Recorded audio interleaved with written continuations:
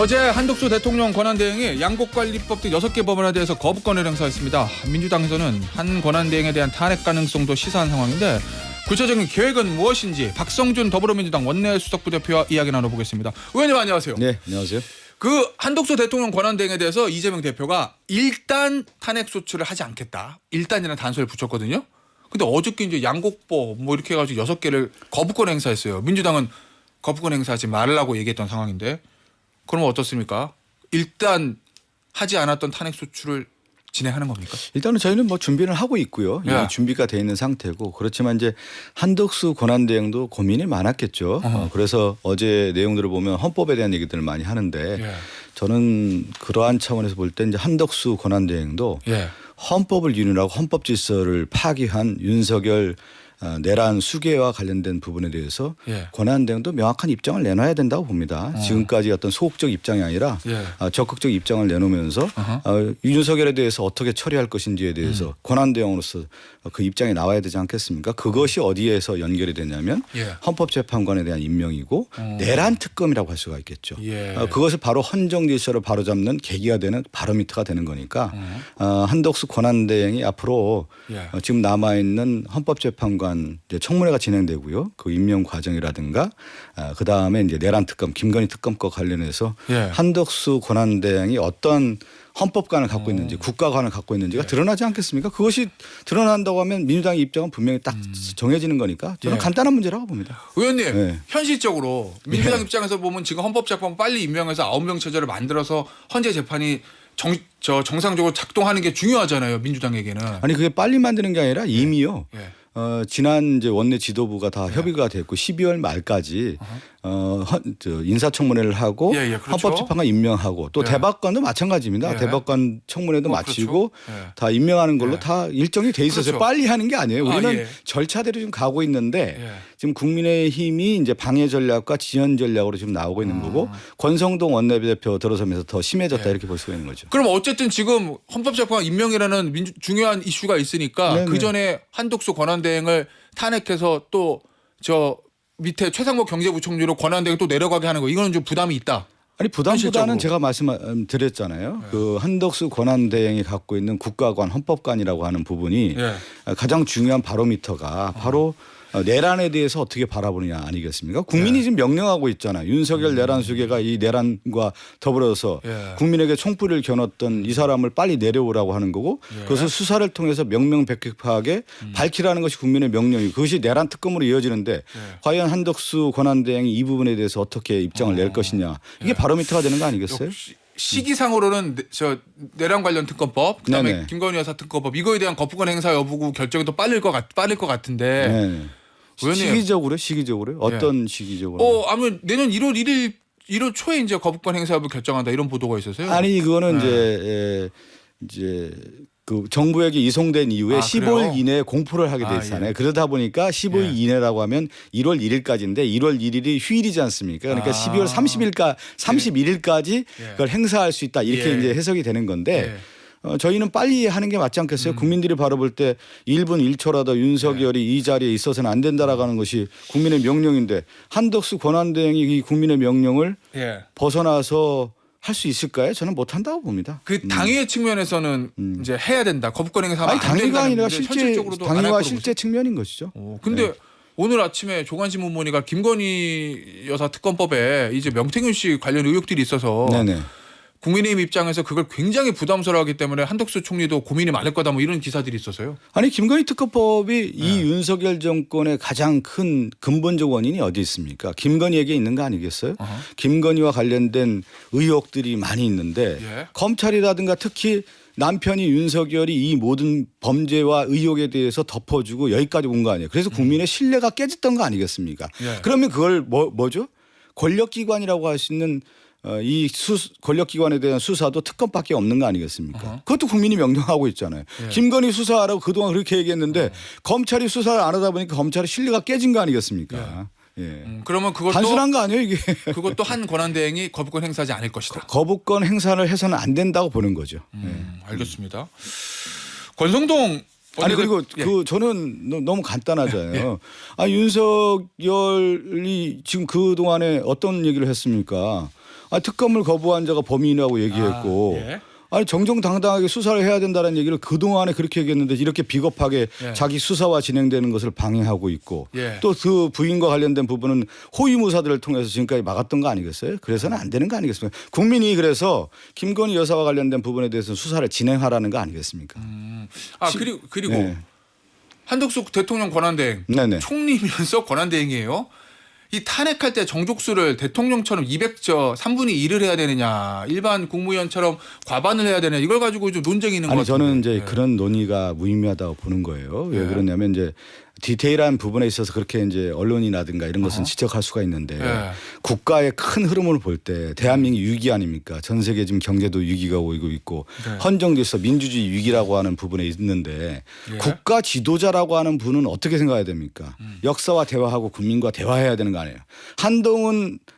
한덕수 권한대행이 지금까지 관료로서 수많은 업적을 만들어 왔고 일을 많이 해오지 않았습니까? 예. 그럼 이런 국가 누란의 사태에 대한 책임이 있다고 하면은 헌정질서를 바로잡는 그 역할에 책임을 다 해야 되는 겁니다. 거기에 있다고 하면은 저는 거기까지 가서는 안 된다. 고 보는 것이죠. 저는 그렇게까지 안 갈 거라고 봅니다. 한덕수 권한대행. 알겠습니다. 네. 어떤 말씀이신지. 예. 권성동 원내대표가 이재명 대표 만났는데 그 자리에서 기존에 이제 민주당에서 했던 주도했던 탄핵 이거 좀 철회해달라 이렇게 요청을 했거든요. 저는 권성동 원내대표의 정치 언어를 보면 예. 지금 시대를 잘 못 보고 있는 것 같아요. 비상계엄, 이 내란과 관련된 국민들이 탄핵 반대한 거에 대해서 국민의힘은 도대체 무슨 정당이냐는 거예요. 이 민주적인 정당이냐. 예. 여기에 대해서 국민들이 그렇게 질타를 하고 있잖아요. 그럼 권성동 원내대표는 정말 진솔하게 비상계엄, 탄핵 반대에 대해서 사과를 하고 윤석열에 대해서는 단죄하겠다라고 하는 것을 명확하게 하면서 선을 그어야 되는 거 아니겠습니까? 근데 왜 이렇게 말을 돌립니까? 권성동 원내대표 검사 출신 아니에요? 그 헌정질서 법질서에 대한 부분을 권성동 대표가 그렇게 얘기를 해야 되는 것이지. 그 또 다른 윤석열의 얼굴로 가면 되겠습니까? 그동안에 윤석열이 그동안은 검찰권 가지고 장난치고 왜곡하고 조작했던 것들이 지금 계속 드러나고 있는 건데 실제 권성동 원내대표가 이 길을 같이 걸어갈 겁니까? 그러면 같이 보수정당 국민의힘은 예. 괴멸로 가는 거고 그 괴멸에 가장 선봉장이 누가 되느냐면 권성동 대표가 되는 것이죠. 와서 여기서 예. 정정당당하게 잘못했다. 우리 이거 끝내자. 이렇게 갔어야 되는 거죠. 무슨 탄핵 반대하고 있습니까? 부끄러운 줄 알아야죠 지금. 그러면 왜 그렇게 못한다고 보세요? 거기에 얽혀 있는 사람이 너무 많은 거죠 지금. 얽혀 있다라는 말씀. 지금 얘기한 아까 김건희 특검법 관련된 부분이라든가 예. 탄핵과 관련된 부분에 있어서의 지금 얽혀 있는 사람들이 있는 거 아니겠어요? 제가 볼 때는 그 부분이 있고 또 하나는 권력을 잃었을 경우에 자신들의 어떤 후폭풍 이거에 대한 걱정들을 하고 있는 거 아닌가 싶습니다. 그럼 얽혀 있다는 말씀은 대통령의 아니 지금 비상계엄 이번에 선포에 비상계엄과 연루되는 관련된 사람이 있다. 아니 비상계엄과 관련된 내용에 있어서 국민의힘 관련된 내용들을 보면 비상계엄 해제하는 데 있어서 당연히 국회의원으로서 이것은 헌정질서 파괴했다고 해서 국회에 들어와서 이 해제 결의안에 찬성했어야 되는 거 아니에요? 거기에 들어오지도 않았고 또 하나는 국민들이 윤석열의 이 잘못된 부분 헌정질서 민주주의의 위기를 초래한 부분에 있어서는 탄핵을 해라고 하는데 탄핵을 하지 않았습니까? 안 했잖아요. 반대를 했단 말이에요. 여기에 대해서 다 얽혀 있는 거 아니겠어요? 그것을 벗어날 수는 없는 것이죠. 그런 의미시군요. 네. 예, 알겠습니다. 권성동 원내대표가 어제 이제 한 얘기를 하나 더 했는데 공직자에 대한 탄핵이 기각이 되면 그러니까 실제로 이제 기각된 게들이 있었어요. 뭐 검사들에 대해서 발의하고 찬성한 의원들 직권남용으로 처벌하는 법안을 여야 의원 공동으로 발의하자라는 이런 정책 제안인가요? 이걸 내놨는데 이거 어떻게 보십니까? 저는 예. 권성동 원내대표가 이제 예. 윤석열의 꼭두각시가 되지 않았으면 좋겠어요. 지금 이 본질을 흐리는 쪽에서의 이런 원내대표의 발언이라고 하는 것이 예. 정치 지금에 있어서 국민의 신뢰에 전혀 받지 못하는 것이다. 예. 저는 얼토당토하는 얘기고요. 권성동 원내대표가 정말 보수정당의 가치가 무엇인지 법질서를 되게 중요시 여기는 거 아니겠어요? 예. 그러한 부분에 다시 되돌아봤으면 좋겠습니다. 알겠습니다. 전 지금 요즘 권성동 원내대표의 정치 행태를 보면은 예. 여전히 분열과 배제와 극단의 언어를 쓰면서 지금 한국 정치를 흐리고 있다. 민주주의 질서를 흐리고 있다고 봅니다. 예, 알겠습니다. 석동현 변호사, 윤석열 대통령하고 서울법대 동기고 이제 40년 친구라고 예. 하는데 뭐 몇 번 출마도 시도를 했었던 사람이죠. 민주평통 부의장도 하고 어제 이제 인터뷰를 자청했어요. 대통령은 당당한 입장이다. 미리 말하고 있는 내란이 어디냐. 대통령은 체포해라, 끌어내라 한 적 없다. 체포에 채자도 꺼낸 적 없다. 이렇게 얘기하거든요. 어떻게 들으셨습니까, 의원님? 마키아벨리가 이런 얘기를 합니다. 마키아벨리. 예. 리더의 지혜를 측정하는 방법 중에 하나가 뭐냐. 리더가 정말 지혜로운지 아닌지를 측정하는 방법 중에 하나가 예. 리더의 주변에 누가 있느냐라는 거예요. 그 석동현 변호사가 제일 친한 친구입니까? 그렇게 얘기 나오지 않았어요? 이제 제일 친한 지까지 뭐 제일 친한 친구를 볼때 어쨌든 절친이라는 거 아니에요. 예. 이 석동현 변호사도 검사 출신인가요? 그렇죠. 이 정도 수준밖에 안 되는 거 아니에요? 지금 국민들의 상식적인 수준에서 보는 거잖아요. 상식으로 볼 때 예.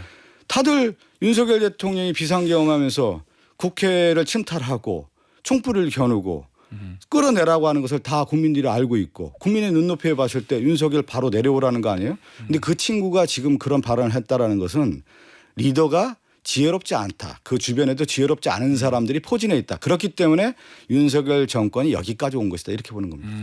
더 이상 언급할 가치가 없습니다. 예. 오늘 아침 조간신문들 네. 단독 보도 난 거 좀 저 의견을 좀 들어보죠. 계엄 당일날 이제 해제되고 나서 저 합참 지하에 있는 뭐 결심실 네네. 여기 이제 김용현 전 장관하고 윤석열 대통령이 들어가서 뭐 회의를 했다 이런 보도가 있잖아요. 그렇죠. 그거 관련해서 국회에 500명 보내가지고 이제 계엄 해제를 저 500명을 보냈었는데 윤석열 대통령이 김용현 전 장관에게 거봐 500명 부족하다니까 국회에 1000명은 보냈어야지 이렇게 얘기했다는 단독 보도가 있었어요. 네네. 이거 어떻게 보십니까? 아니 그것은 다 사실로 지금 드러나는 거 그래요? 아니겠어요? 그 사실을 네. 누가 얘기합니까? 예. 윤석열 대통령 한번 상황을 볼까요? 계엄하고 그 이후에 약간의 사과 발언을 하고 다시 그걸 부인하고 예. 이러한 일련의 과정들을 보면 윤석열 대통령이 그동안에 국정 수행했던 것들 모든 책임을 지지 않고 무책임하고 무도하게 해왔다는 것이 드러나는 거고 그것이 이제 결정체가 비상계엄으로 왔는데 이 비상계엄에 관련된 부분도 윤석열이 지금 부인하고 있지 않습니까? 예. 그리고 아니 국가기관 헌법재판이 진행되는 헌법심리와 관련된 그 서류를 거부하고 있다라는 것을 국민들이 바라볼 때 한 나라의 이 대통령이 이 정도밖에 안 되는 건가라고 지금 보고 있는 거잖아요. 그것이 또 합참 심의실에서 그러한 내용들을 볼 때 그리고 그 계엄군으로 참가했던 군 사령관들이 다 입증하고 있지 않습니까? 대통령의 지시 전화 받고 다 했다는 거 아니에요? 그것은 뭐 명명백백한 사실이기 때문에 저는 더 이상 윤석열 이 내란 수계가 이 한남동 관저에 숨어 있지 마라. 제가 예전에 그 얘기 하지 않았어요? 우리 저 예. 인터뷰하면서 예. 또 마키아벨리 얘기를 하는데 예. 예. 미움받지 않아야 하는 것이 되게 중요한데 미움받기 시작하면 어디로 들어가냐면 요새로 들어간다고 했잖아요. 국민의 미움을 받고 예. 가장 그 지금 질타를 받고 손가락질을 받는 윤석열 대통령 어디에 들어가 있습니까? 관저. 한남동 관저 요새를 구축하고 있잖아요. 예. 그 요새에서 지금 안 나오고 있지 않습니까? 예, 그럼 어떻게 하란 말씀이세요? 그 요새를 끌어내야죠 이제 요새에서. 요새에서 끌어내라는 얘기는 당연하죠. 구속 당장 수사 해야 되는 거 아니겠습니까? 구속 수사 네, 말씀하시는 구속 수사 거구나. 해야 되는 거 아니에요. 내란죄를 저질렀던 사람을 지금까지 있었다라고 하는 것은 수사기관들이 저는 검찰도 그렇고 예. 지금 국가수사본부도 그렇고 또 공처도 그렇고 상당히 뭐 이제 수사를 진행하는 과정이지만 예. 당장 구속 수사해야 되는 거 아니겠습니까? 일단 그 관련해서 이제 저 수사권은 검찰에서 저 공수처 쪽으로 넘어왔어요. 네네. 공수처에서 첫 번째 체포 저 출석 요구인데 불응한 거고 두 번째 나간다고 합니다. 그럼 여기서 대통령이 불응하면 바로 그냥 체포영장 치고 48시간을 구속영장 치고 이래야 된다는 그런 말씀이세요? 과정들을 가지 않겠습니까? 예. 그래요. 예. 자, 그러한 예. 과정들이 있는데 예. 그렇게까지 지금 검사 출신이 아니었어요. 예. 예를 들어 검사 출신 압수수색 영장을 발부하든가 체포영장 발부하면 온 국민들이 그걸 거부하는 사람이 누가 있습니까? 예. 지금 대통령이 내란죄 저지르고 지금 모든 것을 거부하고 불응하는 모습을 보고 예. 야 과거에 그 검사였던 윤석열의 모습인가? 예. 이건 아니구나. 자, 그렇게 보고 있는 거 아닙니까? 자 그러면 지금 수사와 헌법재판소 재판을 앞두고 있어요. 네네. 윤석열 대통령이 네. 지금 딱 봤을 때 어떤 전략으로 수사와 재판이 임할 것 같아라는 이 추측. 저는 저희들이 예상했죠. 아마 버티기 작전으로 들어갈 거라고 봤는데 제가 얘기한 것처럼 네. 요새로 들어가서 안 나올 거라고 보고 끝까지 버티고 그 작전을 지금 하고 있는 거라고 보고 있습니다. 계속 시간 끊는다. 시간 끌기로 가겠죠. 언제까지요? 못 끌겁니다. 근데. 이재명 대표 대법원 나올 때까지 끈다 아니, 이런 저는 생각하고 못 끈다고 계세요? 봅니다. 예. 그래요? 민심이라고 네. 하는 부분이 있잖아요. 네. 예, 저는 그 광장도 그렇고 많은 언론도 그렇고 지금 모든 식자층도 그렇고 다 그렇게 지금 윤석열 대통령에 대해서는 빨리 수사받으라는 거 아니겠습니까? 어쨌든 그러면 민주당 입장에서는 이재명 대표 선거법 대법 확정 아니 그거는 판결보다는 저는 먼저 나온다. 왜 이재명 대표하고 연관을 시키나요? 그거는 아니 제가 연관시키는 게 아니고요. 아니 그건 연관시킬 문제가 아니지 않습니까? 이재명 대표는 지금 재판이 그냥 진행되는 과정이고 지금 윤석열과 관련된 이 내란 수계와 관련된 수사를 진행하고 어떻게 해야 되느냐 그리고 그것을 통해서 국가 안정을 위한 일이 무엇이냐 여기에 가장 중심이 둬야 되는 거 아니겠어요?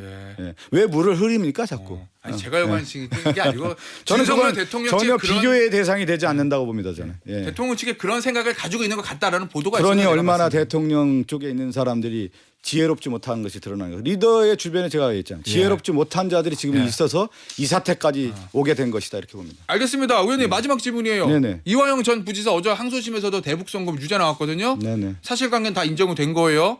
자, 저 형량은 좀 줄었는데 오늘 언론 보도 보니까 이렇게 해석을 하더라고요. 이재명 대표의 그 대북송금 관련 재판에서 이재명 대표가 알았느냐 지시했느냐 요거만 남았지 좀 불리하게 된 거 아니냐라는 관측이 있던데 지금까지 어떠세요? 보면 윤석열의 비상계엄은 결국은 뭡니까? 정적 제거 아닙니까? 내란을 저질렀던 정적 제거로 해서 영구 집권을 모색했고 전제동을 꿈꿨던 거 아니에요. 그러면 2년 반 동안 무엇을 했겠습니까? 정적을 재기 위해서 정말로 압박 수사를 했고 압수수색 수사를 했던 거 아니겠습니까? 그것이 이재명 대표에 대한 수사를 이어졌다고 보는 거고 윤석열이 그것을 입증한 것이다 이렇게 보고 있습니다. 알겠습니다. 오늘 인터뷰 여기서 마무리하도록 할게요. 박성준 더불어민주당 원내 소속 부대표였습니다. 의원님 감사합니다. 네, 감사합니다.